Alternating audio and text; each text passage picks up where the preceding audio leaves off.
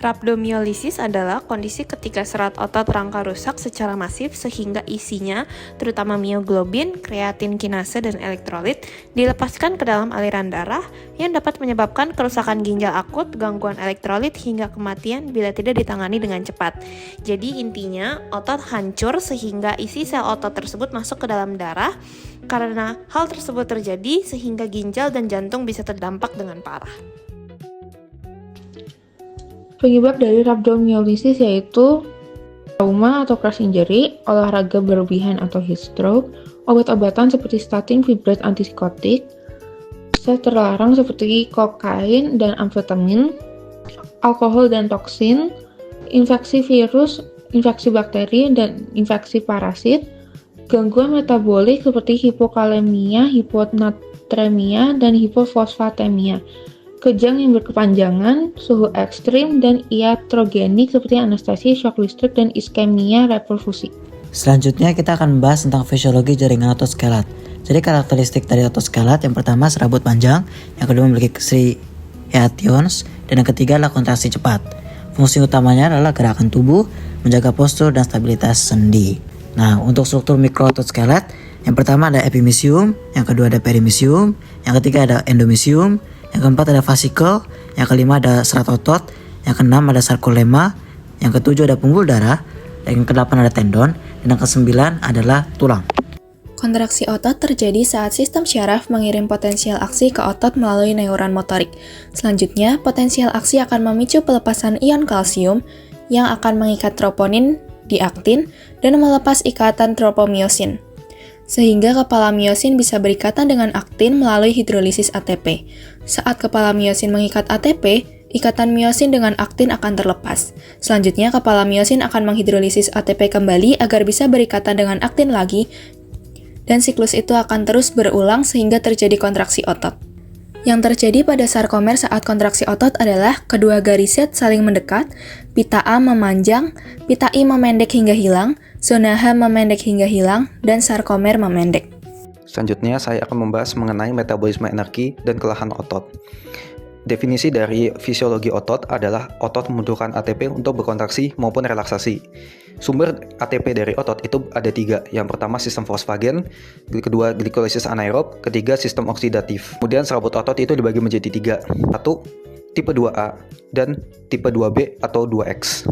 Kemudian mekanisme terjadinya kelelahan otot itu akibat penurunan ATP, adanya asidosis, adanya perubahan hormon, stres, dan kondisi mental. Kemudian untuk pemulihan otot bisa dengan istirahat, nutrisi, hidrasi, pemulihan elektrolit, dan juga penghilangan asam laktat. Lalu, untuk gejala rhabdomyolysis adalah pertama, mialgia atau melemahnya otot, lalu rasa lelah, pigmenturia, yaitu urin berwarna abnormal, seringnya berwarna coklat maupun kemerahan, dan juga yang terakhir gagal ginjal. Perubahan biokimia ini pun akan memberikan dampak fisiologis bagi otot skelet dan tubuh. Seperti contoh, Ca12 akan menyebabkan hiperkalsiemi dalam sel otot yang akan menyebabkan nekrosis sel, dan hipokalsiemi dalam tubuh yang akan menyebabkan kelemahan fungsi tulang, aritmia jantung, dan sebagainya. Selain itu, kebocoran mioglobin dari sel otot akan bersifat sitotoksik bagi tubulus ginjal, sehingga menyebabkan acute kidney injury dan otot kehilangan sel pengikat oksigen, sehingga ATP tidak dapat disintesis. Selain itu, ketidakseimbangan antar N+ dan juga K+ akan menyebabkan ketidakseimbangan potensial membran sel. Kebocoran kreatin kinase akan menyebabkan warna urin menjadi coklat, dan kebocoran fosfat dan asam urat akan mengikat kalsium dalam ginjal, dan sintesis ATP dalam otot tidak berjalan dengan baik. Lalu kita masuk ke dampaknya. Karena otot rusak, dampaknya langsung terasa. Yang pertama itu, jalan menjadi berat, angkat barang susah, otot cepat capek, gerak terbatas. Kalau yang lebih parah, otot bisa bengkak banget, menekan saraf. Tubuh yang biasanya mudah diajak kerja tiba-tiba berhenti. Karena kerusakan otot membuat sistem gerak tubuh tidak bisa bekerja seperti biasanya. Otot yang rusak menjadi lemah dan terasa nyeri saat digerakkan, sehingga aktivitas sederhana seperti berjalan, berdiri, atau mengangkat barang terasa jauh lebih berat. Gerakan tubuh juga menjadi terbatas karena rasa sakit dan kelemahan otot. Akibatnya, tubuh lebih cepat lelah dan tidak mampu beraktivitas seperti sebelumnya, sehingga kinerja tubuh secara keseluruhan ikut menurun. Pencegahannya sebenarnya sangatlah mudah.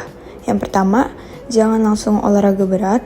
naikkan intensitas latihan pelan-pelan, minum yang cukup, istirahat kalau sudah mulai terasa tidak enak, jangan memaksa untuk latihan jika saat sakit, dan hati-hati dengan alkohol serta obat-obat tertentu.